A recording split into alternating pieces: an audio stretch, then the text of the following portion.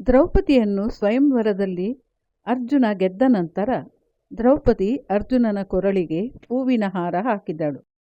ಅರ್ಜುನ ಬಾಣ ಬಿಡುವ ಸಮಯದಲ್ಲಿ ಸ್ವಲ್ಪವೂ ಶಬ್ದವಿರಲಿಲ್ಲ. ಬಾಣ ಬಿಟ್ಟ ನಂತರ ಸಿಡಿಲು ಹೊಡೆದಂಗೆ ಕರತಾಡನಗಳು, ವಾದ್ಯಗಳು ಮುಂತಾದವುಗಳು ಪ್ರಾರಂಭವಾದವು. ಹಾಗೆ ಇವರಿಬ್ಬರೂ ಕೆಲವರ ಕಣ್ಣಿಗೆ ಶಚೀಂದ್ರರಂತೆ, ರತಿ ಮನ್ಮಥರಂತೆ, ಉಷಾ ಸೂರ್ಯರಂತೆ, ಸ್ವಾಹಾಗ್ನಿಯರಂತೆ, ವಿಷ್ಣು ಲಕ್ಷ್ಮಿಯರಂತೆ, ಉಮಾಶಂಕರರಂತೆ, ಸೀತಾರಾಮರಂತೆ, ನಳದಮಯಂತಿಯರಂತೆ ಶೋಭಿಸಿದರು. ದ್ರೌಪದಿಯ ಕೈ ಹಿಡಿದು ರಂಗದಿಂದ ಇಳಿಯುತ್ತಿದ್ದ ತರುಣನನ್ನು ನೋಡಿ ದೃಪದನು ಸಂತೋಷಪಟ್ಟನು. ಕ್ಷಣ ಮಾತ್ರ ಸ್ತಂಭಿತರಾದಂತಿದ್ದ ಕ್ಷತ್ರಿಯರೆಲ್ಲ ಕೋಪೋದ್ದೀಪಿತರಾಗಿ ಮೇಲೆದ್ದರು. ಕೋಪದಿಂದ ಕ್ಷತ್ರಿಯರೆಲ್ಲ, ದ್ರಪದನು ನಮ್ಮನ್ನು ಅವಮಾನಿಸಿದ್ದಾನೆ. ಕ್ಷತ್ರಿಯರಾರೂ ಸ್ಪರ್ಧೆಯಲ್ಲಿ ಗೆಲ್ಲದಿದ್ದರೆ ಅವನ ಮಗಳು ಬ್ರಾಹ್ಮಣನ ಕೈ ಹಿಡಿಯುವ ಬದಲು ಅಗ್ನಿ ಪ್ರವೇಶ ಮಾಡಬೇಕಾಗಿತ್ತು.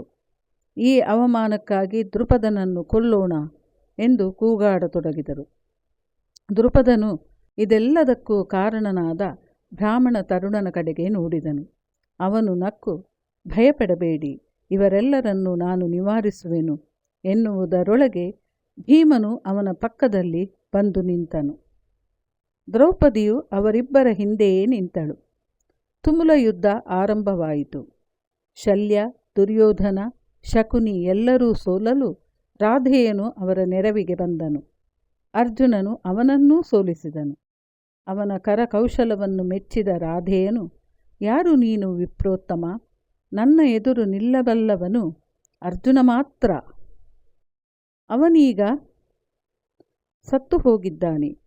ನೀನೇನು ಇಂದ್ರನೋ, ಭಾರ್ಗವನೋ ಅಥವಾ ವಿಷ್ಣುವೋ?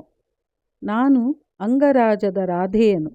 ನಿನ್ನೆದರು ನಾನು ಸೋತೆ ಎಂದನು.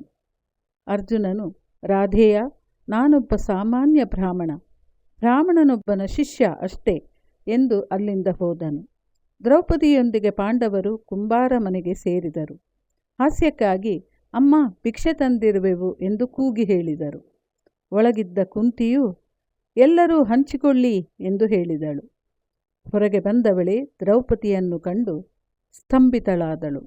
ಆದರೂ ಸಾವರಿಸಿಕೊಂಡು ದ್ರೌಪದಿಯನ್ನು ಆಲಿಂಗಿಸಿಕೊಂಡು ನೆತ್ತಿಯನ್ನು ಆಘ್ರಾಣಿಸಿ, ಮಗುವೆ, ನಿನಗೆ ನಮ್ಮ ಮನೆಗೆ ಸ್ವಾಗತ ಎಂದಳು.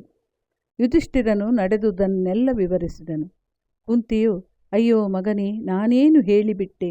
ನಾನೆಂದೂ ಅನೃತವನ್ನು ಸುಳ್ಳನ್ನು ಹೇಳುವುದಿಲ್ಲ. ನನ್ನ ಮಾತಿನ ಪರಿಣಾಮ ಏನಾಗುವುದೋ ಎಂದು ಆತಂಕಪಟ್ಟಳು. ಯುಧಿಷ್ಠಿರನು, ಅಮ್ಮ ಚಿಂತಿಸದಿರು, ಏನೂ ಆಗದಂತೆ ನಾವು ನೋಡಿಕೊಳ್ಳುತ್ತೇವೆ ಎಂದು ಸಮಾಧಾನ ಹೇಳಿ ಅರ್ಜುನನಿಗೆ, ನೀನು ಸ್ಪರ್ಧೆಯಲ್ಲಿ ಗೆದ್ದಿರುವೆ, ಇವಳನ್ನು ನೀನು ಮದುವೆಯಾಗು ಎಂದನು. ಅರ್ಜುನನು, ಅಣ್ಣ, ನೀನು ಹಿರಿಯನು, ನೀನೇ ಇವಳನ್ನು ಮದುವೆಯಾಗು, ನಂತರ ಭೀಮನು ಮದುವೆಯಾಗಬೇಕು, ಅನಂತರವೇ ನನ್ನ ಸರದಿ ಎಂದು ಬಿಟ್ಟನು. ಸ್ವಲ್ಪ ಹೊತ್ತು ಯೋಚಿಸಿದ ಯುಧಿಷ್ಠಿರನು, ನಾವೆಲ್ಲರೂ ಹಂಚಿಕೊಳ್ಳಬೇಕೆಂದು ತಾಯಿ ಹೇಳಿರುವಳು. ತಾಯಿಯ ಮಾತಿಗಿಂತ ದೊಡ್ಡದೇನಿದೆ? ತಾಯಿಯೇ ನಮ್ಮ ಗುರು. ಅವಳ ಮಾತನ್ನು ನಡೆಸೋಣ. ನಾವೆಂದೂ ತಪ್ಪಾಗಿ ಯೋಚಿಸಿದವರೇ ಅಲ್ಲ.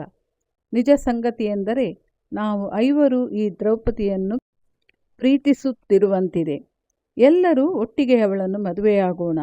ಇದರ ಬಗ್ಗೆ ಇನ್ನೂ ವಾಗ್ವಾದ ಬೇಡವೇ ಬೇಡ ಎಂದು ತೀರ್ಮಾನ ಕೊಟ್ಟರು. ಇದು ಮುಂದುವರಿಯುತ್ತದೆ.